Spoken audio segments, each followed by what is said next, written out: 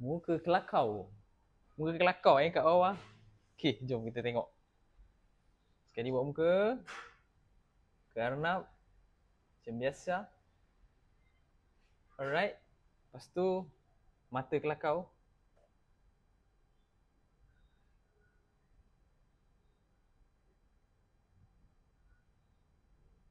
Mulut dia, kita sengitkan sikit.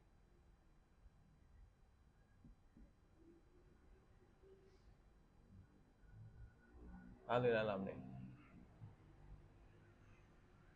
Tu bagi elemen. Ni muka kelakau. Muka apa? Muka ketakutan yang kelakau. Tapi muka kelakau ni ada banyak jenis. Ni salah satu lah. Kita boleh buat siri untuk tu. Okay. Nak apa-apa lagi? Komen kat bawah. Bukan nak apa-apa. Nak request lukisan apa lagi? Komen kat bawah.